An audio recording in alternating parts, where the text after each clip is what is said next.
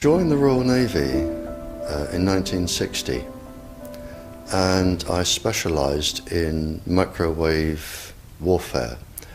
Radar, obviously, which uses microwave, but they don't just teach you radar, they teach you all about microwaves and other uses. So I understood about microwave warfare and how it can damage people, how it can harm people.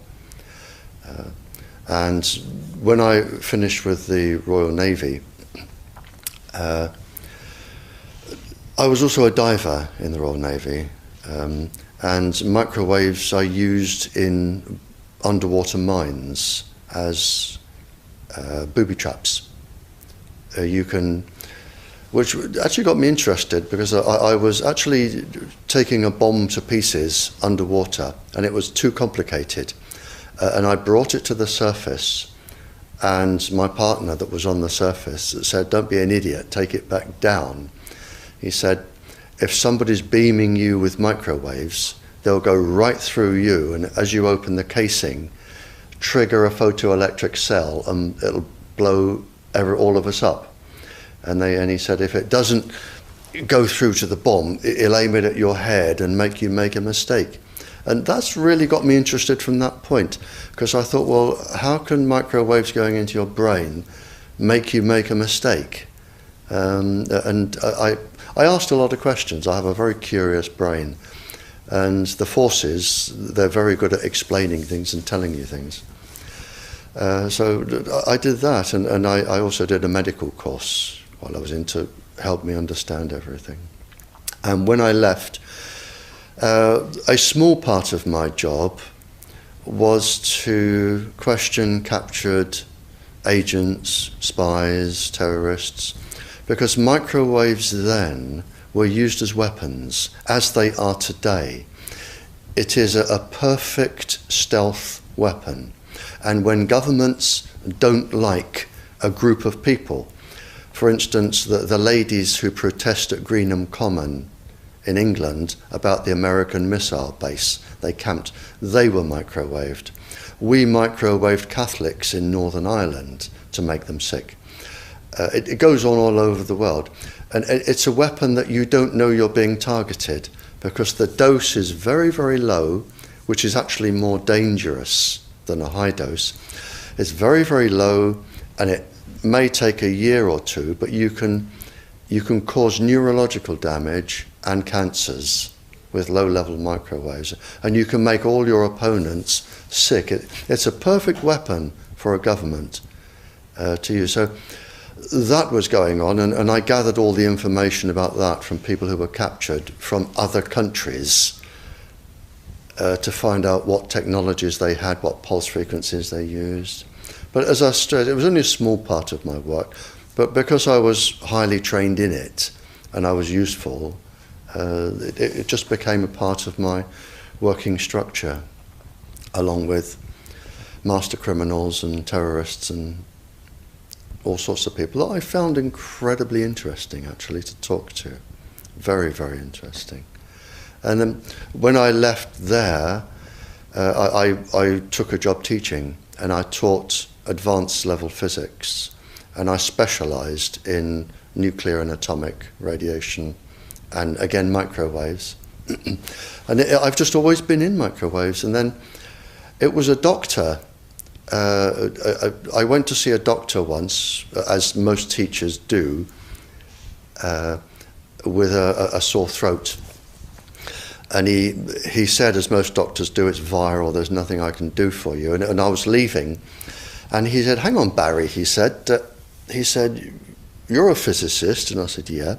And he said, "Can you explain something?" He said, "I went to a house that had a cot death 5 years ago. And the family moved, and a new family moved in. They had a new baby. The cot was in exactly the same place, and there was another cot death." And he said, 5 years apart. And he said, "There's a transmitter the other side of the child's bedroom wall. Could the transmitter cause the cot death?" And I said, "I don't know." I said, "But I'll look into it." And then I found that microwaves were involved, and I knew what microwaves did. And a while later, I went back to the doctor, I wrote a paper on it, and I said, there's your answer. Microwaves can cause cot death by 2 or 3 different mechanisms. There's your answer. And then, for some reason, he told somebody who told somebody, and people started phoning me up and writing to me, saying, can you explain this, or can you help with that? I've never actually asked anyone if I can do anything. They always come to me. And then the police came to me and said, we're getting this new Tetra airwave system, we don't understand what's happening. Can you read all this scientific rubbish and just put it into Janet and John and tell us? And I said, of course I can. So that was published, and since then it's snowballed and snowballed and snowballed, and now I receive up to 1,000 communiques a week from various countries, various people, and I can't handle it. So, and I'm here now because somebody asked me to come here. Wi-Fi, I think anyone who puts Wi-Fi into a school should be locked up for the rest of their life. I really do. I think they're not fit to walk on the surface of this planet because they haven't looked at the research, and whatever incentive they have, it is not worth the genetic problems that parents are going to face with their children when they're born. And if you think of a single parent, a mother, who has a genetically deformed child, that particular mother will feel guilty because she gave birth. She will feel guilty, and she will be worried every single second of every single day for her life. She will worry that the child won't marry. If the child can marry, she'll worry that the children will carry the disease, which they will. She will worry when she dies who will take care of them. So you are condemning both the family and the children to a lifetime of absolute hell. And this is already published. It is available to look up. It's what I call intentional ignorance. They are offered some sort of incentive, and they think, oh, this is going to be good, we'll have it. Now, the problem is, imagine you are a 15-year-old schoolgirl. All of the 400,000 eggs in your ovaries were with you at birth. They're not fully developed, but they're with you. They are 10 times more susceptible to radiation than all of the other DNA in the body. And scientists don't realize that. They don't read all of the papers as I do.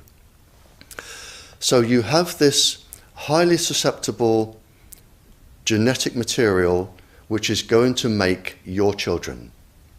And you are irradiating it because Wi-Fi's, they are transmitters as well as the routers, as well as the ones either side of you. They are all transmitting at this height through your ovaries. So you are risking the damage, the DNA damage of your child every time you sit down and you use Wi-Fi. And it's like saying, if I smoke a cigarette, which one will cause the damage? The answer is I don't know. It could be the one today. So you now have a child that has a probability of being genetically damaged. But the real damage is when that child grows up. You have genetic material in your ovaries which could be damaged. Now, the real problem comes, so you have a child that could be born genetically damaged, but the real problem comes when you become pregnant. If you are a teacher or a mature student and you become pregnant.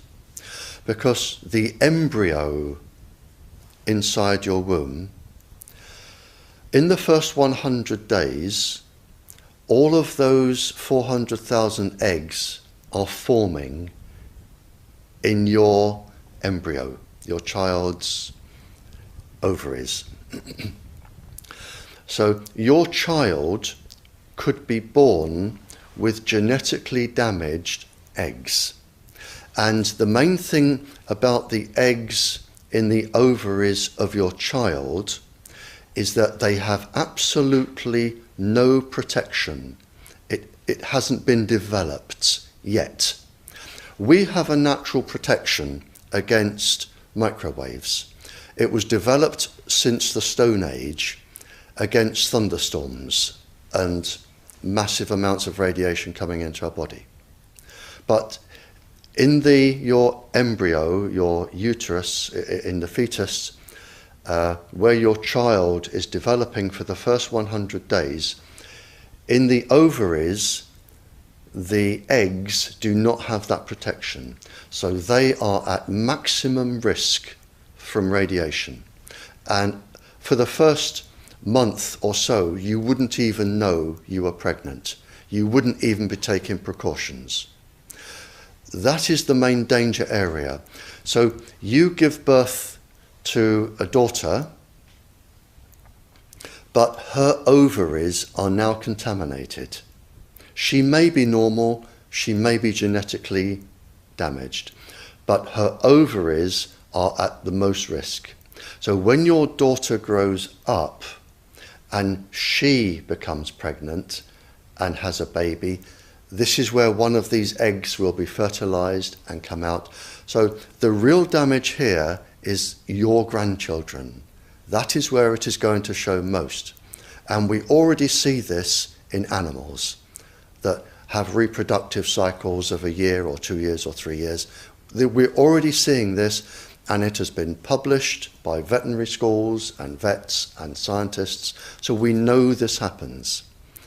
And it's also been documented in the Cold War when women were deliberately microwaved. So we know it does happen. The documents are there.